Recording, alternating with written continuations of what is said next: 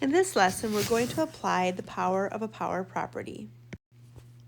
Example 1, how do I use the power of a power property? To use the power of the power property, we're going to multiply the exponents. So for example,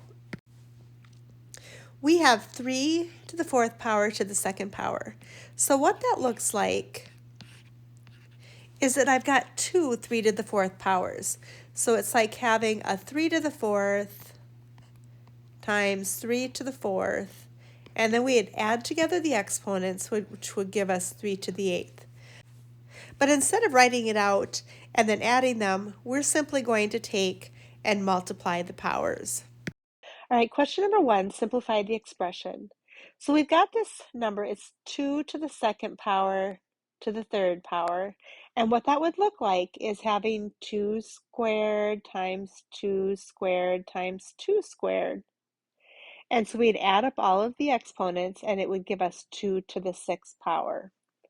But like for the power of the power property, it says that we can multiply these two exponents to get to the answer of 2 to the 6th power. So we're going to be multiplying these exponents.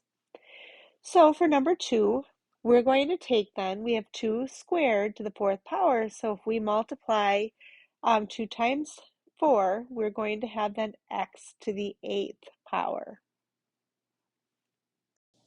All right, for question number 3, notice that it's a negative. What I'm going to encourage you to do when you have a negative is to take your exponent and bring it over there to that negative sign and determine right away if our answer is going to be a negative or if it's going to be a positive. Because I'd have 3 negatives, an odd number of negatives, it's going to remain to be a negative answer. And so now my base is a negative, and then we'll have 4, and we multiply 2 times 3, and you get negative 4 to the 6th power. And so then if you evaluated that or simplified that further, you'd have a negative, and then it would be 4,096. All right, question number 4, we have negative 4 squared to the 2nd power. And again, evaluate the exponents first. So you're going to take and determine, is this going to be a negative or a positive answer? Well, because you've got 2 negatives, it's going to be a positive answer. And so I'm going to have then 4 to the 4th power. And then if I evaluated that even further, I would have 256. And you could leave it either way. It kind of depends on what it's asking and how much to simplify it. All right, example number 3. How do I use the power of a product property? So to find the power of a product, find the power of each factor and then multiply. So what we're going to be doing is multiplying each factor in there by the exponent. So let's take a look at the first example right here. So I'll write this a little bit bigger. All right, so what I'm going to do is I'm going to put ones here because if you don't have an exponent, it means that it's to the first power. And because then I have it to the 2nd power, each one of these is going to be multiplied by 2. So I would have 9 squared and then x squared and y squared. And the better answer would be to evaluate the 9 times 2, which would be 81, x squared, y squared. All right, for question number 2, we're going to start with the negative first and evaluate that. So I'm looking here and I'm going to say then, because I have it to the 2nd power, it's going to be a positive. I'm going to put a 1 at each of these so that I'll have negative 4 squared, and then I'll have z squared. And so then when I simplify that, remember the negative stays out front and I have to evaluate this part first. So I have negative 16 z squared for our answer. For question number 3, now notice how the negative is out front. So that does not get affected by the power. So I'm going to put the 1 with the 4. I'll put my negative out here. And so I'm going to then take 4 to the 1st power. I'm going to times it by 2, so I'll have 4 squared. And then now I have to do my x's, and I'll take 3 times 2, which is 6, and then I'll simplify that even further as negative 16 x to the 6th power. All right, so how do I use all three properties? So let's take a look here. I've got, let's see, we'll write this out a little bit bigger. All right, so let's evaluate the power of a power first. So we're going to take, and we'll have 2 to the 2nd power, x to the 6th power, and then we're going to times that by x. I'm going to put a first power there. So let's start, and then we'll evaluate this. So 2 times 2, it's 4.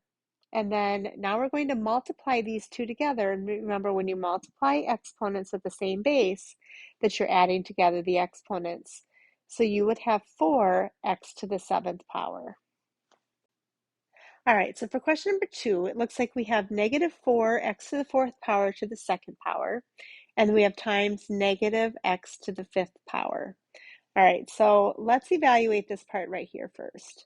And so, oh, and then there'll be a 1 there, and then we'll take that. So 4 squared, the 2 negatives make a positive, and then we'll have the 4 squared, and then x to the 8th power.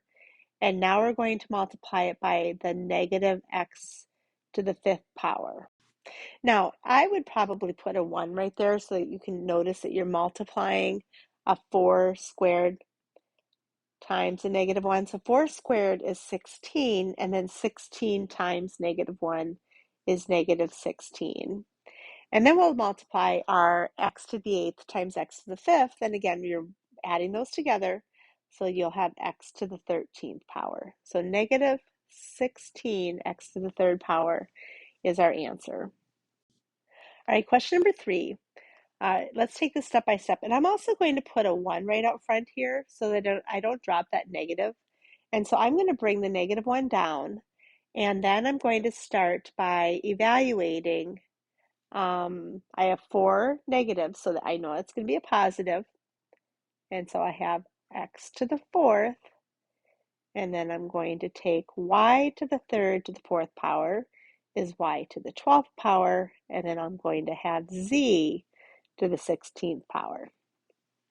All right, so now let's go ahead and we're just going to write this part right here after I evaluate it. So I've got x to the 3rd to the 2nd power gives us x to the 6th power, and then y squared and z squared. So you really need to take these just one step at a time as you're evaluating them.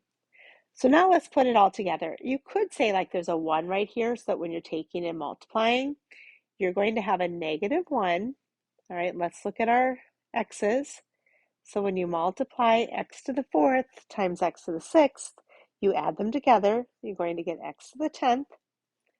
And now we take our y to the 12th times y squared. You'll have y to the 14th because you added them together. And then the last one, you'll combine your z's by adding them, so you'd have z to the 18th power.